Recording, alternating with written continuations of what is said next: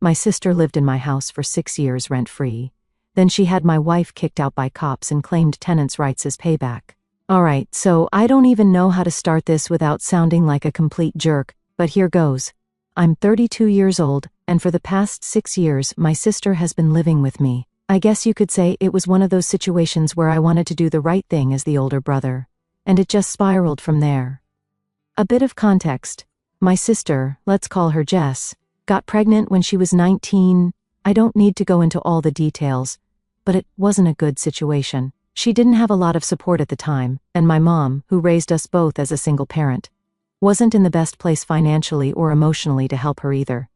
So, being the big brother, I said, "Come stay with me." At the time, it didn't feel like a big deal. I had just bought a small house, nothing fancy, just a 3-bedroom, 1-bath kind of place, but it was mine. I had saved up for years to get that house, and I was proud of it. It felt like a solid foundation, you know. Jess was only supposed to stay for a few months while she got her life sorted out. I even helped her with the baby at night sometimes, and made space for her to feel comfortable. The thing is, a few months turned into a year, then another year, then 6 years.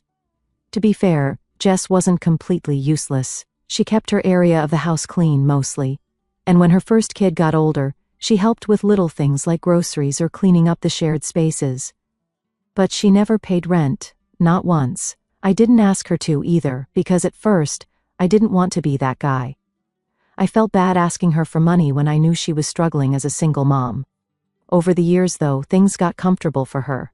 She had a second kid while living here. Don't ask me about the dad situation because that's a whole other story. And suddenly, what started as a place to crash became her entire life.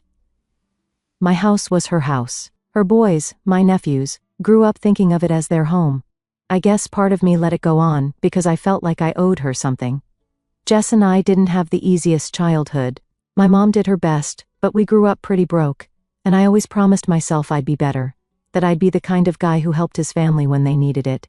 And honestly, I like my nephews. They're good kids, even if they're loud as hell and constantly making messes in the yard. Then, about 4 years ago, I met Amy. She's now my wife, and honestly, she's amazing. We clicked right away, and she's been nothing but understanding about the whole Jess situation. For the first couple of years, Amy didn't say much about my sister living here. She'd make little comments sometimes like, "When do you think Jess will get her own place?" But she was patient, because she knew it was complicated. Things started to change when Amy moved in last year. I mean, I get it. It's not easy to move into a house where another woman and her 2 kids are already living. Jess and Amy were civil at first, but there was always this unspoken tension. Amy felt like she couldn't make the house hers because Jess had already staked out her little territory. So, here's where things started to go sideways. Amy has always been into gardening, it's her thing. She grew up helping her grandma in the garden and has always talked about how much peace it brings her. For the last year, since moving in, she's been itching to start her own little project. One night, a few weeks ago, after dinner, we were sitting around talking about the house. Amy brought up how she wanted to tear up part of the front yard and plant a garden that would bloom in the spring. She already had this whole vision, flowers, some small shrubs, and even a little bench where we could sit together. Honestly, it sounded nice. Our yard is nothing special, it's just grass and a couple of sad bushes. I figured a garden would make the place look better, and since Amy was so excited about it, I didn't see a reason to say no. We talked about hiring contractors to do the initial work, tearing up the grass, prepping the soil, and laying out the space. Amy wanted to take a few days off work to supervise, and make sure it was done exactly how she pictured it. I thought it was a solid plan and told her to go for it. Now here's the thing, in hindsight, I totally get where I screwed up. I should have told Jess about the plan. I mean, yes, it's my house, and I don't technically owe her an explanation for what I do with it. But at the same time, Jess has been living here for 6 years, and her kids do play in that part of the yard all the time. Even if it's not her space in the legal sense, it's been a part of her daily routine for so long that I probably should have given her a heads up. The problem is that Amy and I have such weird schedules that we barely saw Jess that week. She's usually around during the day when I'm at work, and by the time I get home the boys are in bed, and Jess is winding down. I didn't think it was urgent to mention the garden because I honestly thought she wouldn't care that much. Looking back, that was a dumb assumption. So fast forward to the day the contractors were scheduled to come. Amy had taken the day off to handle it. I was at work like usual, and I had no idea what was about to go down.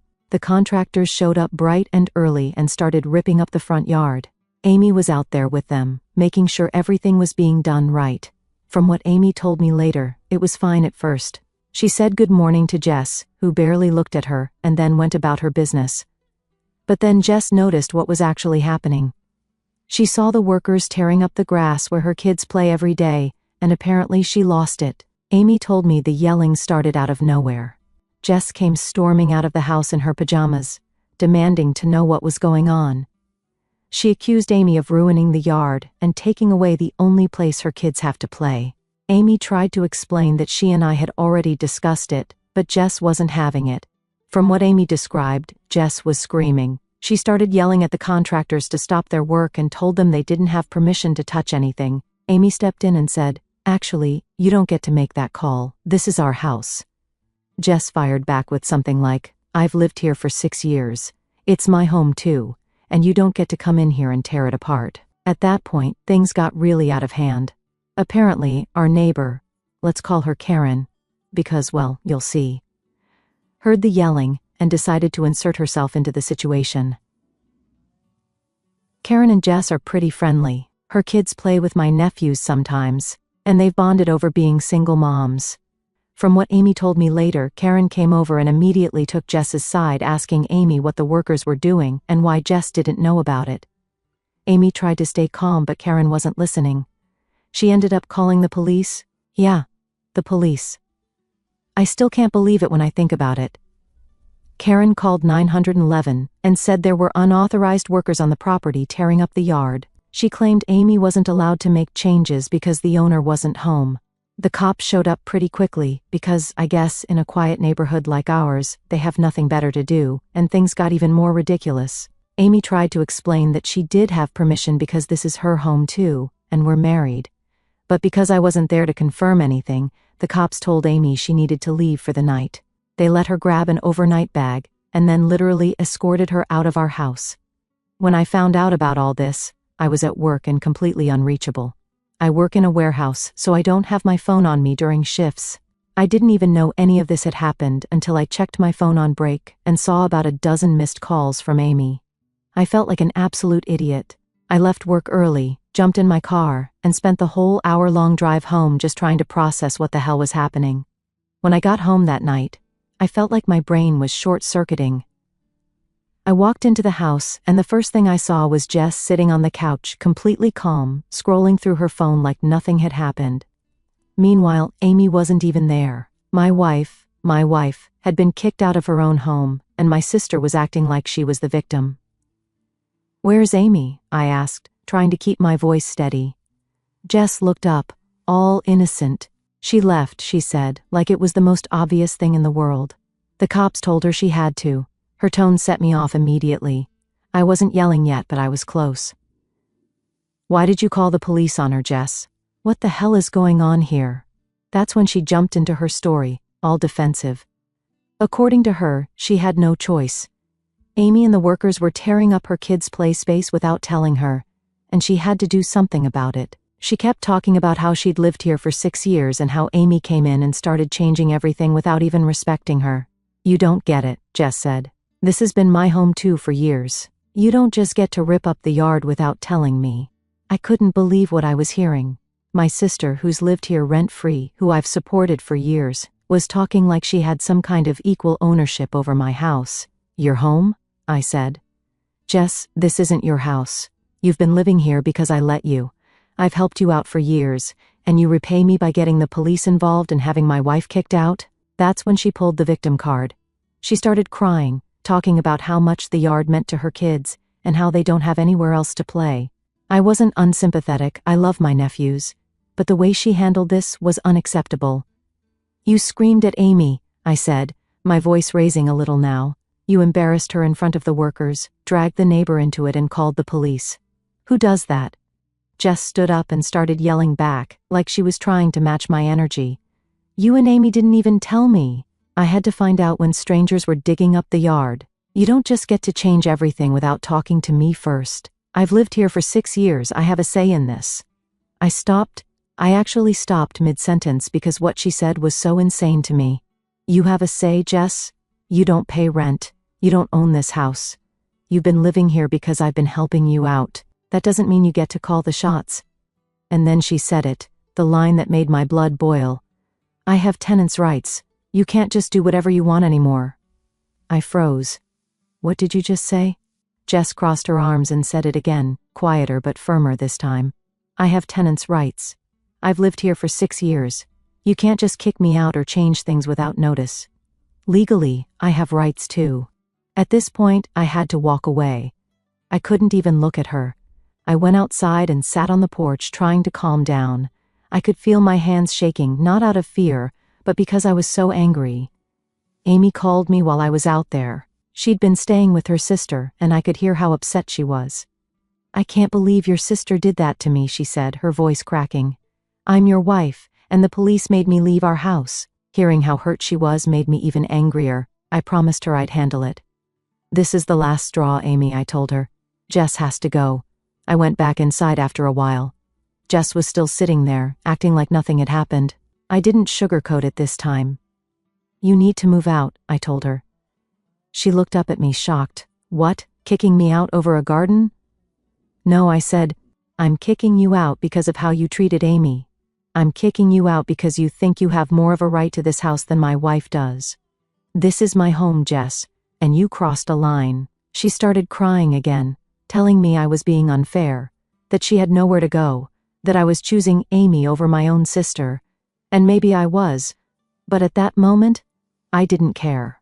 I wasn't going to let her keep disrespecting my wife and acting like she owned the place. I gave her a deadline. You have until New Year's to find somewhere else. I'm serious.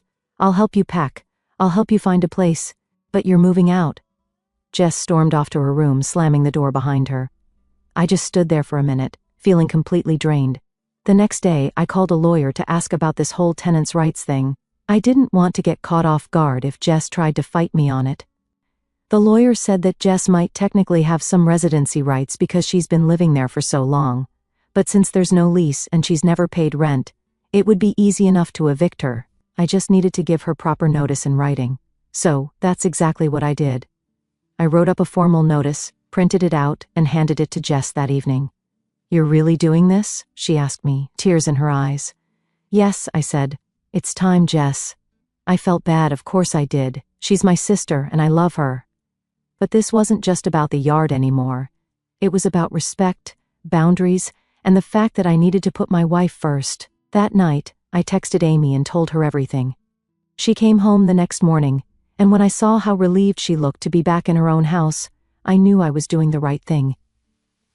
Jess didn't talk to either of us for the rest of the week. She stayed in her room or took the boys to her friend's house. I didn't push her, but I also didn't back down. For the first time in 6 years, I felt like I was taking back control of my home. The next few days were tense as hell. Jess didn't say a word to me, and the house felt like a war zone. She kept to her room with the boys, only coming out when she had to, probably hoping I'd change my mind if she just laid low. Amy was back home, but she was still pissed. She didn't deserve any of this. The first night back, she unpacked her overnight bag and sat on the edge of the bed, quiet. I tried to apologize, tried to tell her I was handling it, but she shook her head. I know it's not your fault, she said, but your sister humiliated me in my own home. Our home. You have to fix this. She wasn't wrong. The next morning, the neighbor, Karen, decided to stir the pot even more. I was outside grabbing the mail when she came walking over, like nothing had happened. She had that fake smile plastered on her face, the one people wear when they're about to say something condescending. Hey, so, I just wanted to check in on Jess, Karen said, leaning against the mailbox like she owned the place. She told me everything that happened, and I just feel terrible for her. It's not easy for single moms, you know. I stared at her for a second, trying to keep my cool. Karen, I'm going to stop you right there. This isn't your business. What happened here is between me, my wife, and my sister. Karen blinked, like she couldn't believe I'd actually said it. Well, I'm just looking out for her. And, you know, she does have rights legally. She's lived here for... Stop, I cut her off. You called the police on my wife, Karen. Do you have any idea how messed up that is? Amy lives here. She's my wife. You had no right to get involved. Karen raised her hands defensively.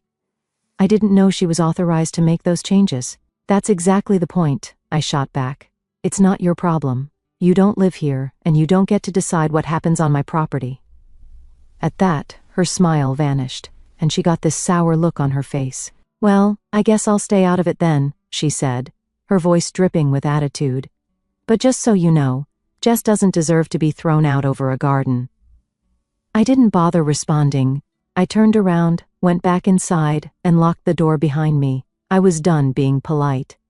Later that afternoon, I sat Jess down for another conversation because clearly, she still didn't get it. I found her in the living room, folding laundry while the boys played video games. I could tell she was avoiding me, but I wasn't going to let this drag out any longer. Jess, I said, sitting across from her. We need to talk. She didn't look up. I already know what you're going to say. Good, I replied, then this won't take long.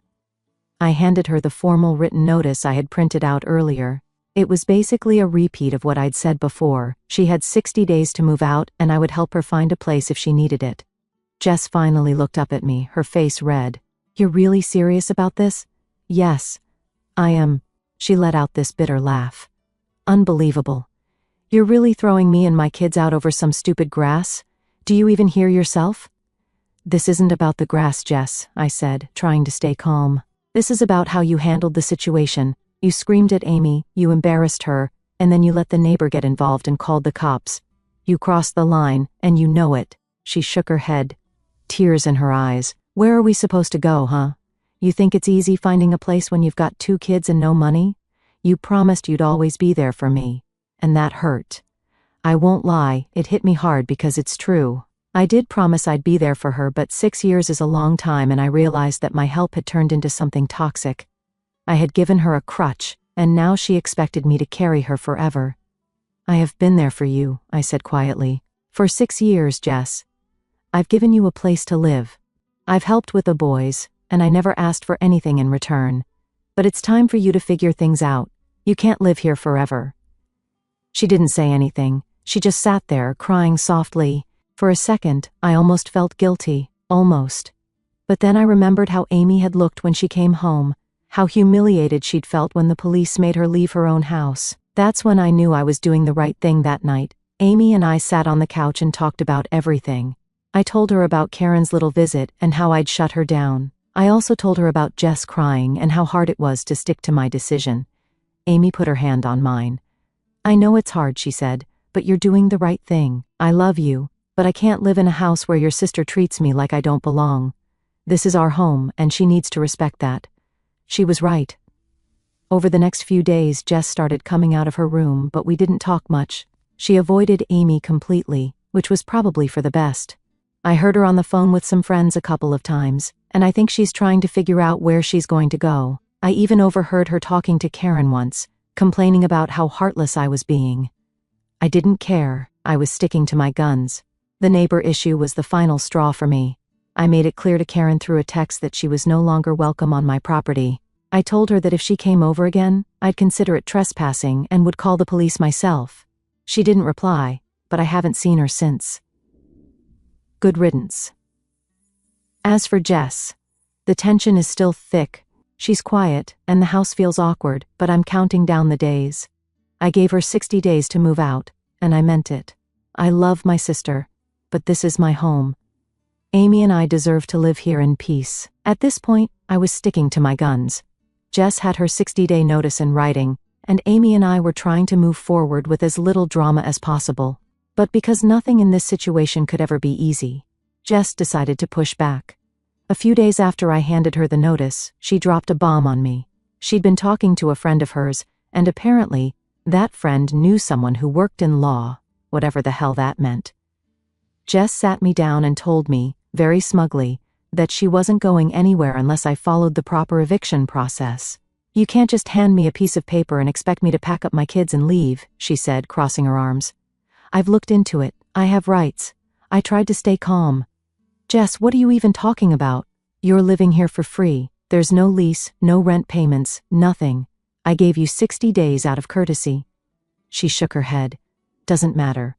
I've been here for over 6 years. That makes me a tenant legally. You have to file for eviction. You can't just kick me out because your wife doesn't like me." I couldn't believe this was happening. My sister, who I'd taken in for free, supported, and given a home to, was now talking about tenants' rights like she'd been some kind of paying renter this whole time. I didn't know what to say, so I just walked away. I needed a minute to cool down and figure out my next move. The next day, I called my lawyer again. I explained what Jess had said and asked if she was right.